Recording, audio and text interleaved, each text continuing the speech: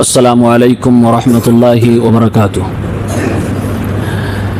الحمد للہ رب العالمین والصلاة والسلام علی رسولہ الامین، اما بعد۔ محترم مصلیان اسلامی بھائیوں، اپنے نبی صلی اللہ علیہ وسلم کا تذکرہ ہم اور آپ سماعت فرما رہے ہیں۔ ہمارے رسول صلی اللہ علیہ وسلم اللہ کی طرف سے چنے ہوئے رسول تھے، چنیدہ تھے، رسولوں میں سب سے بہترین رسول تھے۔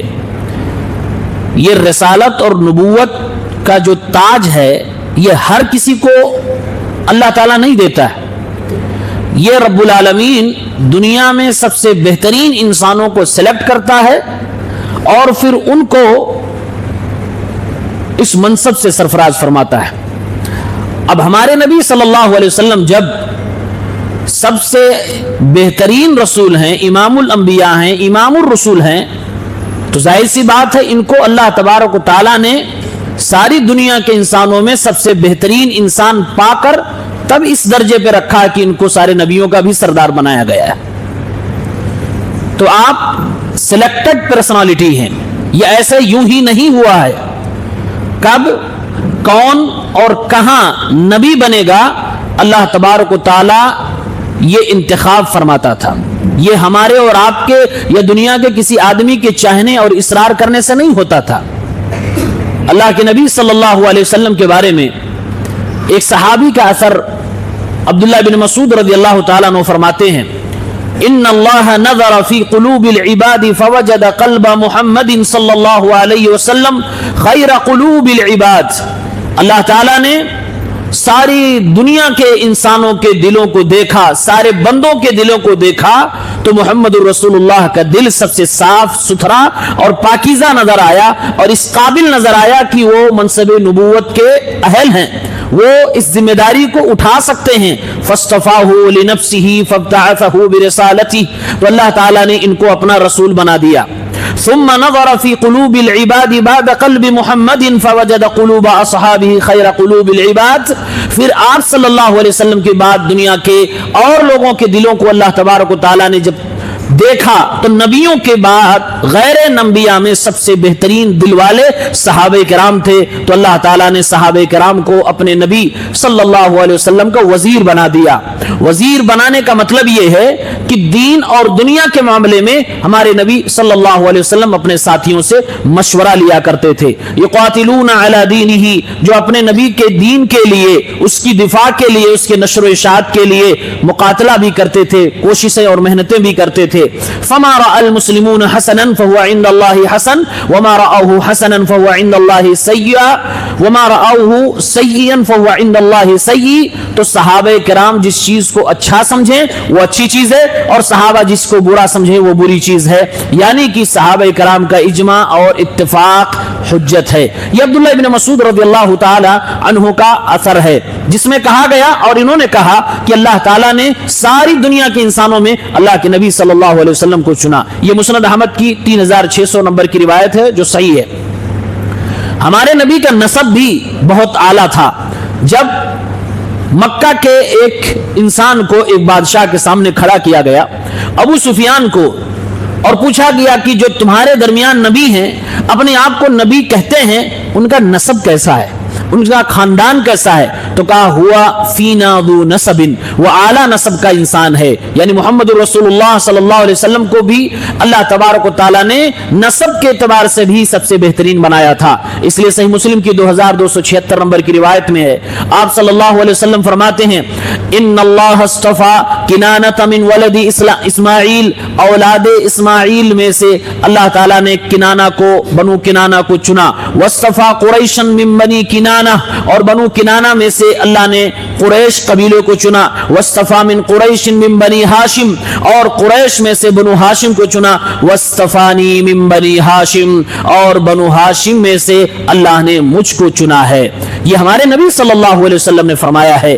اللہ کے نبی کا نسب نامہ اگر ہم دیکھتے ہیں تو 21 پیڑھیوں تک متفق علیہ نسب نامہ ہے, یعنی جس کے صحیح ہونے میں کوئی شک نہیں ہے. ورنہ اللہ کے نبی صلی اللہ علیہ وسلم حضرت ابراہیم کی نسل سے ہیں, اور ظاہر سی بات ہے آدم علیہ السلام کی اولادوں میں سے ہیں.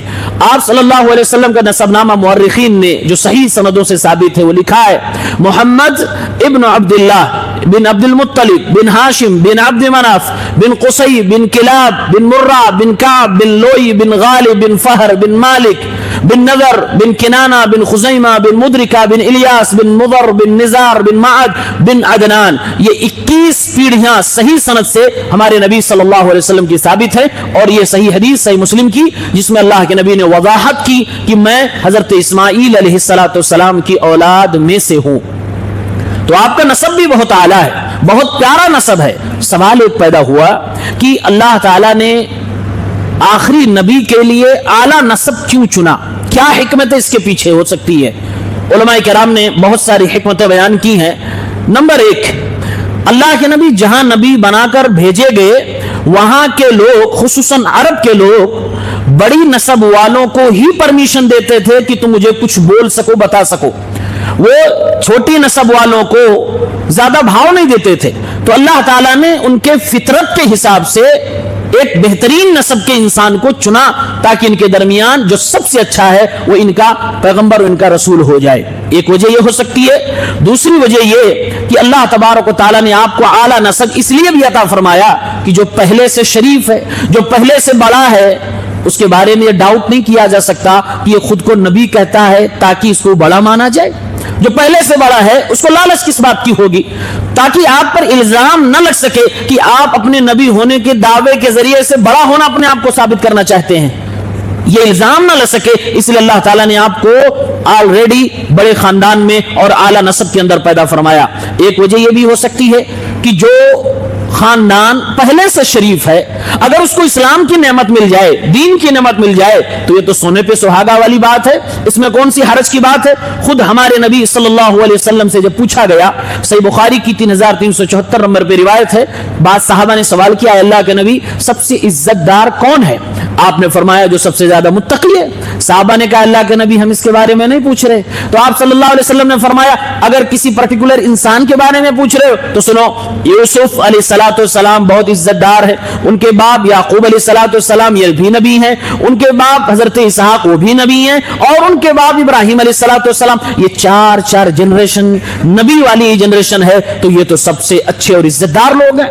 صحابہ نے کہا اللہ کے نبی ہم ان کے بارے میں بھی نہیں پوچھ رہے ہیں.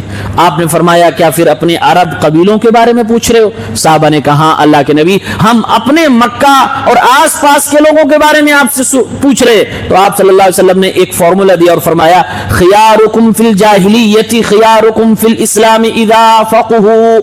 جاہلیت کے زمانے میں اسلام سے پہلے تم میں جو آدمی شریف تھا, عزت دار تھا, وہ اگر اسلام لے آیا اور دین کا سمجھدار ہو گیا تو آج بھی عزت دار ہے, آج بھی وہ شریف ہے.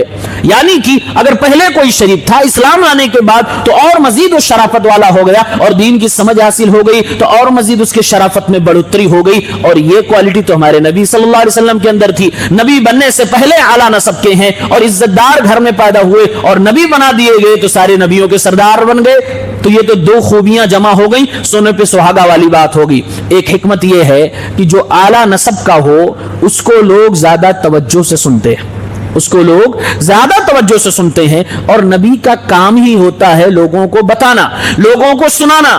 تو آپ کو اللہ تعالیٰ نے قدرتی طور سے اعلیٰ نسب میں اس لیے پیدا کیا تاکہ لوگ نیچرلی اور فطری طور سے آپ کی طرف جھکتے چلے جائیں اور آپ جب بولیں تو آپ کی بات کو سننے لگیں. یہ فطرت کا تقاضا تھا, اس لیے اللہ تبارک و تعالیٰ نے آپ کو اعلیٰ نسب عطا فرمایا.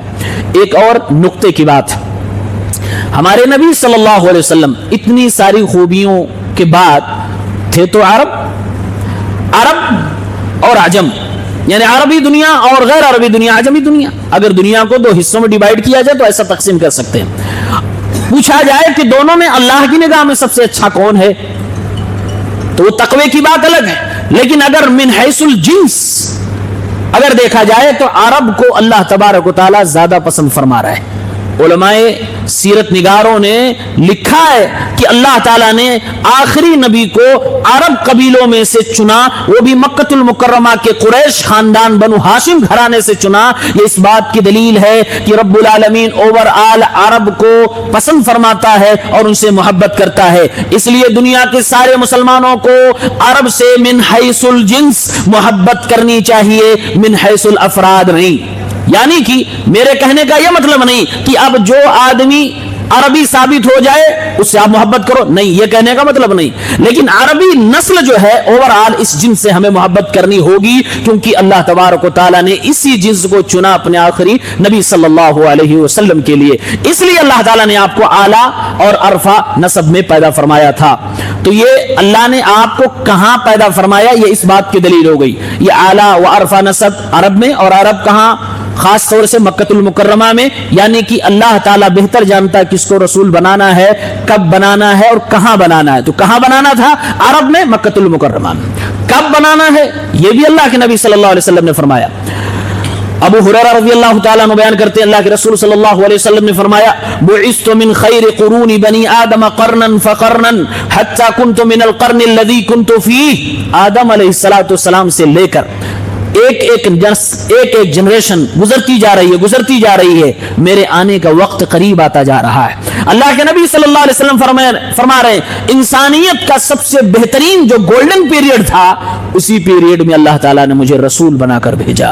انسانیت کے سب سے بہترین مشیر اور مشورہ دینے والے اور ساتھی جہاں تھے، اللہ تبارک و تعالیٰ نے انہی ساتھیوں کے درمیان مجھے رسول بنا کر بھیجا۔ حتی کنت من القرن الذی کنت فیہ، یہاں تک کہ وہ قرن آ گیا، وہ عہد آ گیا، وہ زمانہ آ گیا، وہ پیریڈ آ گیا جس میں اللہ تبارک و تعالیٰ نے مجھے رسول بنا کر بھیج دیا۔ یعنی وقت کون سا ہوگا، کون سا زمانہ ہوگا، کون سی سینچری ہوگی، کون سا وقت ہوگا، ٹیکنالوجی کا دور ہوگا، کیمرے والے دور ہوگا یا اس کے بغیر والا دور ہوگا، یہ سب کچھ اللہ تبارک و تعالیٰ کی طرف سے پلانڈ تھا۔ یہ ایسے ہی نہیں تھا کیوں؟ جیسے بہت سارے لوگ سوال کرتے ہیں آج اگر ہمارے نبی آئے ہوتے جب اتنی ٹیکنالوجی عام ہو گئی، شاید آپ کی دعوت 23 سال سے کم مدت میں دنیا میں پھیل جاتی۔ میرے بھائیوں، یہ سوال بجا نہیں ہے۔ اللہ تبارک و تعالیٰ نے اپنے نبی کو کب کس جگہ بھیجنا تھا یہ پہلے سے ڈیسائیڈڈ تھا، یہ پہلے سے پلانڈ تھا، وہ ہمارے نبی صلی اللہ علیہ وسلم نے بتلا دیا۔ اسی طریقے سے کس کو نبی بنانا ہے، یہ تو بہترین اور سب سے بڑا کوشچن تھا۔ اسی پہ مکے والوں کو بھی اعتراض ہو گیا تھا، اللہ تعالیٰ نے اس کا جواب دیا ہے۔ قرآن کریم جب پڑھتے ہیں سورہ انعام کی آیت نمبر 1 to 4، تو اللہ نے بیان کیا کہ جب یہ مکے والوں کے پاس قرآن کی کوئی آیت پیش ہوتی، کوئی دلیل آتی کہ ہاں یہ نبی ہے سچ میں، دیکھو یہ معجزہ، دیکھو یہ معجزہ، دیکھو چاند 2 ٹکڑے میں ہو گیا، دیکھو یہ، دیکھو جب معجزہ آتا تو یہ لوگ کہتے ہم نہیں مانیں گے۔ کیوں؟ یہ پاور جو نبی کو مل رہا ہے وہی پاور ہمیں ملے گا تب مانیں گے، یعنی ہم کو نبی بناؤ تب ہم ایمان لائیں گے۔ اتنی بڑی جہالت لوگوں میں آ چکی تھی، ہمیں نبی بناؤ تب ہم ایمان لائیں گے، ورنہ ہم فالوورز بننے والے لوگوں میں سے نہیں ہیں۔ اللہ نے فرمایا وَإِذَا جَاءَتْهُمْ آيَةٌ قَالُوا لَن نُؤْمِنَ حَتَّى نُؤْتَ مِثْلَ مَا أُوتِيَ رُسُلُ اللَّهِ، جب ان کے پاس اللہ کی طرف سے کوئی معجزہ آ جاتا تو کہتے ہم ہرگز ایمان نہیں لائیں گے جب تک کہ ہمیں وہ چیزیں نہ دے دی جائیں جو اللہ کے رسولوں کو دی گئی ہیں۔ اللہ تعالیٰ نے ان کا جواب دیتے ہوئے فرمایا اللہ اعلم حیث یجعل رسالتہ، اللہ تعالیٰ بہتر جانتا ہے کہ اسے اپنی رسالت، اپنی نبوت کس بندے کو کہاں اور کب دینی ہے۔ اللہ نے جواب دے دیا اور کہا اسے اچھی طرح سے معلوم ہے کس کو رسول بنانا ہے۔ یہ لوگ کہتے تھے کہ مکہ اور طائف یہ ہمارے نبی کے زمانے میں یہ 2 بڑی سٹیز تھی، بڑے شہر تھے، بڑی بستیاں تھیں، ان کا چرچا ہوا کرتا تھا۔ کہتے تھے طائف میں بڑے بڑے لوگ ہیں، مکے میں بڑے بڑے سردار ہوں، مالدار ہیں، ان کو کیوں نہیں نبی بنا دیا گیا؟ یہ مکہ کے ایک یتیم کو کیوں اللہ نے نبی بنا دیا؟ وہ تو اللہ جانتا ہے کہ مکے اور طائف کے سرداروں، تکبر کرنے والوں کو نبی بنانا ہے، یا پھر مکے کے بنو ہاشم کے گھرانے میں اس شخص کو نبی بنانا ہے جس کے آنے سے پہلے 2 مہینہ اس کے باپ کا انتقال ہو چکا ہو، اس یتیم کو نبی بنانا ہے، وہ اللہ تبارک و تعالیٰ پہلے سے جانتا ہے۔ اس لیے سورہ زخرف کی آیت نمبر 31 اور 32 میں اللہ نے فرمایا جب ان لوگوں نے کہا وَقَالُوا لَوْلَا نُزِّلَ هَذَا الْقُرْآنُ عَلَى رَجُلٍ مِّنَ الْقَرْيَتَيْنِ عَظِيمٍ، کہنے لگے قرآن کو ان دو شہروں میں سے کسی بڑے آدمی کے اوپر کیوں نہیں اتار دیا گیا؟ یعنی کہ یہ یتیم بچے کو اللہ تعالیٰ نے نبی کیوں بنا دیا؟ جس کے آنے سے 2 مہینہ پہلے اس کے باپ کا انتقال ہو گیا، 6 سال کی عمر ہوئی تو ماں کا بھی انتقال ہو گیا، 8 کی عمر ہوئی تو دادا کا بھی انتقال ہو گیا۔ اللہ تعالیٰ نے اس کو نبی کیوں بنا دیا؟ یہ تو مالدار بھی نہیں ہے، جو یتیم پیدا ہوا ہو اس کے مالدار ہونے کا کیا تصور؟ لوگوں نے یہ حساب لگا دیا کہ جو مالدار ہو اس کو نبی بننا چاہیے۔ اس زمانے میں جو مالدار ہوتا تھا وہی سردار ہوتا تھا، اس لیے 2 شرطیں بتائی، کہا جو مالدار ہو اور سردار ہو اسی کو نبی بنایا جانا چاہیے۔ یہ تو در یتیم کو نبی بنا دیا گیا۔ اللہ تبارک و تعالیٰ نے جواب دیا، اے لوگوں، مالدار اور سردار ہونا یہ نبی ہونے کے لیے کافی نہیں ہے، بلکہ نبی ہونے کے لیے کافی ہے کہ دل پاکیزہ ہو جائے۔ اللہ رب العالمین نے جس کے دل کو بہت بہترین اور پاک صاف بنایا ہو وہ نبی بن سکتا ہے۔ اسی طریقے سے جو خاندانی شرافت کا متحمل ہو، شریف خاندان سے وہ مزاج میں سکونت پائی جائے، مزاج میں سکون پایا جائے، اطمینان پایا جائے، سنجیدہ مزاج ہو، اس کو نبی بنایا جانا چاہیے۔ یعنی جو اپنے نفس پہ کنٹرول رکھ سکتا ہو، جو اپنے ایمان کو مضبوطی سے سنبھال سکتا ہو، دنیا والوں کو ایمان کی تبلیغ کر سکتا ہو، جس کا دل بہت زیادہ مضبوط ہو، بڑے بڑے مشکلوں کو جھیلنے کی طاقت رکھتا ہو، اس انسان کو نبی بنایا جانا چاہیے۔ مال کوئی اعتبار نہیں ہے نبی بنانے کے لیے، اس لیے اللہ نے جواب دیا، اے میرے نبی، لوگوں نے جب یہ معیار بنا دیا کہ نبی تو اسے بنانا چاہیے جو مالدار ہو، سردار ہو، اے میرے نبی، ان لوگوں نے میری حکمت کو سمجھا ہی نہیں۔ اَوْهُمْ يَقْسِمُونَ رَحْمَةَ رَبِّكَ نَحْنُ قَسَمْنَا بَيْنَهُمْ مَعِيشَتَهُمْ فِي الْحَيَاةِ الدُّنْيَا، کیا ان کے حساب سے اب ہم نبیوں کو دنیا میں بھیجیں گے؟ ان سے مشورہ کر کے ہم کس کو نبی بنانا ان سے پوچھ کے بنائیں گے، کہاں نبی بھیجنا ان سے پوچھ کے بنائیں گے؟ نہیں نہیں، نبی کس کو بنانا ہے، کہاں پر بھیجنا ہے، کس وقت میں بھیجنا ہے، یہ زمینوں پہ فیصلے نہیں ہوا کرتے، یہ آسمانوں پہ فیصلے ہو جاتے ہیں۔ اور ہمارے نبی صلی اللہ علیہ وسلم کی نبوت کا معاملہ تو یہ ہے کہ اللہ تعالیٰ نے ہر نبی سے وعدہ لے لیا، اے میرے نبیوں، اگر تمہاری زندگی میں میرا آخری نبی آ جائے، لَتُؤْمِنُنَّ بِهِ وَلَتَنْصُرُنَّ، تو تمہیں اس پر ایمان لانا پڑے گا اور اس کی مدد کرنی پڑے گی۔ اے میرے نبی، آپ تو پری پلان تھے، آپ کے بارے میں پہلے سے ڈیسائیڈ تھا، یہ آپ پر اعتراض کر رہے ہیں کہ اللہ نے اس کو کیوں نبی بنا دیا جبکہ یہ یتیم بچہ ہے، مالدار نہیں ہے۔ اللہ نے فرمایا یہ نبوت کے فیصلے یہ کیوں کرنے والے ہیں؟ ہم نے تو دنیا کے معاملے میں بھی فیصلہ ان کے ہاتھ میں نہیں رکھتا، ان کی دنیا کی زندگی، ان کی اکنامی، ان کی معیشت، یہ کیا کمائیں گے، کتنا کمائیں گے، یہ بھی فیصلہ ان کے ہاتھ میں نہیں رکھا، پھر نبی بنائے جانے کا فیصلہ ان کے ہاتھ میں کہاں سے آ جائے گا؟ اَوْهُمْ يَقْسِمُونَ رَحْمَةَ رَبِّكَ، کیا یہ لوگ اپنے اس طرح کی باتوں سے اللہ کی رحمت کو تقسیم کرنا چاہتے ہیں، یہ نبوت کو بانٹنا چاہتے ہیں کہ اس کو بھی نبی بنا دو، اس کو بھی نبی بنا دو، اس کو نہیں اس کو بنا دو؟ اللہ فرما رہا ہے ایسا نہیں ہوتا، ہم تو ان کی دنیا کی زندگی کے معاملے میں بھی فیصلہ خود کرتے ہیں، کس کو کیا دینا، کتنا دینا، اولاد دینا نہیں دینا، روزی دینا نہیں دینا، بے حساب دینا، تھوڑا دینا، کم دینا، تنگ کر دینا، مالدار بنا دینا، غریب بنا دینا، کشکول ہاتھ میں تھما دینا، یہ سب کچھ تو میرے اختیار میں ہے۔ جب دنیا کے معاملے میں اختیار ان کو نہیں دیا ہے تو یہ دین کے معاملے میں کیسے فیصلے کرنے لگے کہ مکہ اور طائف کے بڑے بڑے سرداروں کو کیوں نہیں نبی بنایا؟ یہ ساری باتیں کیا بتلا رہی ہیں؟ یہ اس بات کا پتہ دے رہی ہیں کہ ہمارے نبی یوں ہی عام شخصیت نہیں تھی، یہ پری پلانڈ اور یہ پہلے سے اللہ کی طرف سے منتخب تھے، سلیکٹڈ پرسنالٹی تھی۔ اللہ تبارک و تعالیٰ نے ان کو بہترین زمانے میں، بہترین لوگوں کے بیچ میں، بہترین جگہ پہ تبارک و تعالیٰ نے ان کو رسول بنا کر بھیجا ہے۔ اگر یہ باتیں معلوم ہو گئی اور دل و دماغ میں بیٹھ گئی، پھر اپنے نبی کی عظمت کا اندازہ کیجئے۔ ایسا نہیں تھا کہ ایک مرد ہے، ایک عورت ہے مکے میں اور ان کے ذریعے سے ایک بچہ پیدا ہوا، 40 سال کے بعد اس نے اچانک غار حرا میں کہہ دیا میں نبی ہوں۔ نہیں، یہ سب کچھ اللہ تبارک و تعالیٰ کنٹرول کر رہا تھا، اللہ رب العالمین فیصلے کر رہا تھا۔ تو آج کے درس کا خلاصہ یہ ہے کہ ہمارے نبی صلی اللہ علیہ وسلم نفس کے اور دل کے اعتبار سے سب سے بہتر تھے، نسب کے اعتبار سے سب سے افضل تھے، اخلاق کے اعتبار سے سب سے اچھے تھے، اسی لیے آپ خیر البشر تھے۔ آدم علیہ السلام ابو البشر ہیں، فادر آف ہیومینٹی ہیں، لیکن لیڈر آف ہیومینٹی محمد الرسول اللہ صلی اللہ علیہ وسلم ہیں، خیر البشر ہیں۔ اسی لیے آپ صلی اللہ علیہ وسلم کہتے ہیں انا سید اولد آدم ولا فخر بھی، میں آدم کی اولاد کا سردار ہوں، مجھے اس پر کوئی فخر نہیں ہے۔ یہ حدیث اگر یہ ساری تفصیل انسان کو نہ معلوم ہو تو نہ جانے کیا کیا غلط فہمی کا شکار ہو جائے گا، لیکن یہ سب معلوم ہونے کے بعد ہم یقین سے کہہ سکتے ہیں ہمارے نبی اس سینٹنس کے مستحق تھے، آپ ڈیزرو کرتے تھے یہ جملہ کہ انا سید اولد آدم، میں آدم کی اولاد کے سردار ہوں۔ سچ میں اللہ نے آپ کو آدم کی اولاد کے سردار بنایا، لیڈر آف ہیومینٹی بنایا، اور دنیا کی ساری مخلوقات میں سب سے اچھا اور بہتر بنایا۔ اللہ تعالی ہمیں اپنے نبی کی عظمت کو سمجھنے کی توفیق عنایت فرمائے، آمین۔ السلام علیکم۔